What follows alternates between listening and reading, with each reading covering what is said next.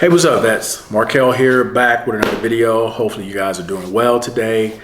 Let's get started with this. I had a request in the comment section to bring this up. I was not aware of it, and that is a bill that is sitting currently on the Congress floor, and they haven't had a debate, a discussion, or anything about it, haven't brought it to the floor for a vote, and that's about MST, military sexual trauma. Now, I personally don't know a whole lot about the bill. I'm going to do some research starting tonight so I can talk about it for Saturday roll call. But there's a lady who requested that I bring this up and ask that you veterans take the time, check out what the bill is about, military sexual trauma, and try to contact your congressperson and your senator regarding that bill. But first, do your research and understand what the bill is about, which is what I'm going to do tonight. So Saturday, I'll be better prepared to talk about that particular bill. What little I do know about military sexual trauma is the number of claims that are actually approved because of it is very low.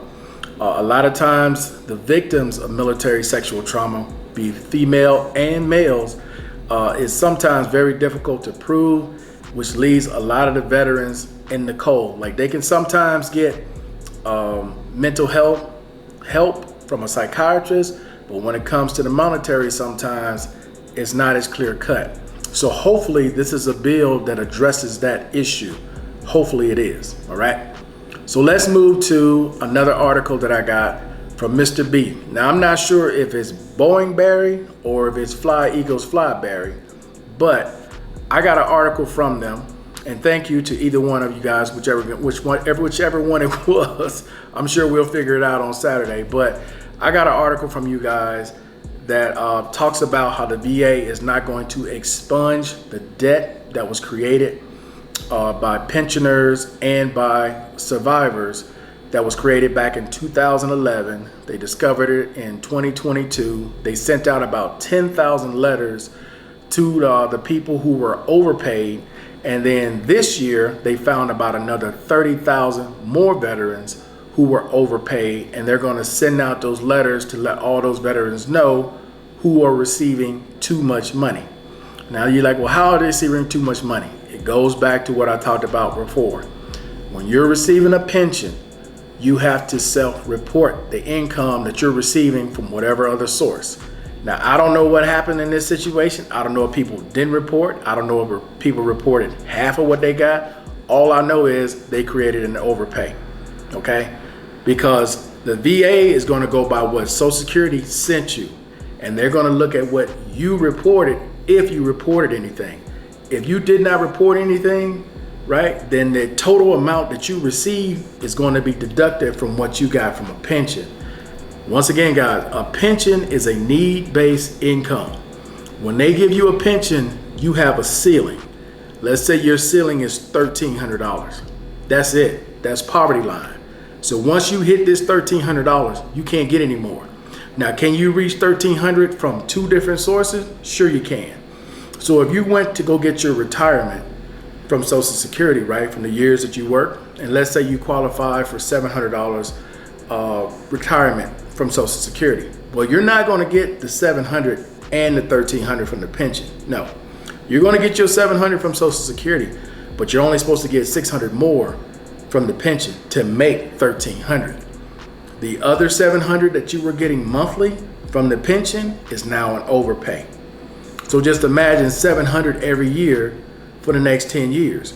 This is how you get those huge debts that are created every year because you were receiving money you never were supposed to get.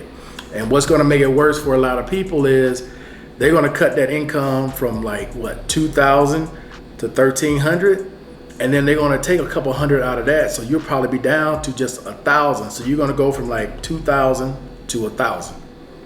That's the reality of the situation. But never assume that one government agency knows what the other government agency is doing. That's not their responsibility. It's your responsibility to report what you are receiving when you are on a pension. It works the same way with SSI. If you're on SSI and all of a sudden you come into this windfall from someone leaving you inheritance or whatever, you got to report that to Social Security. Because if you don't report it, they somehow find out about it later on, and you weren't supposed to receive that money for whatever point, they're going to charge you for that entire period. And it always hits people at the worst possible time. So I'm going to repeat this one last time. When you are on a need-based income, I don't care what else you got coming in, you have to report that to either the Department of Veterans Affairs if you're receiving a VA pension, or to Social Security if you're on SSI. Because if it's taxable, there ain't no way around it. No way around it. If it's taxable, the IRS is going to see it, which means the VA can see it. If you're on Social Security, they're going to go to the IRS and they're going to see if you got any other income coming in. That's how it gets caught. So don't take the chance. Don't play around. Do what you need to do. I apologize that you're not getting as much as you would like to get. You don't understand why they're not combined. They're not combined because they're need-based. If it was something that you earned without the government giving you this pension or giving you this SSI, then yeah, you can go out and get as much as you want. But as long as you're on these programs, you have a ceiling. And once you reach that ceiling, that's it. That's all they're going to give you. Okay? All right, guys, that's it for this video. Hey, I appreciate everybody watching as always. And until the next time, guys, I'm out of here. Peace. Enjoy the rest of your day.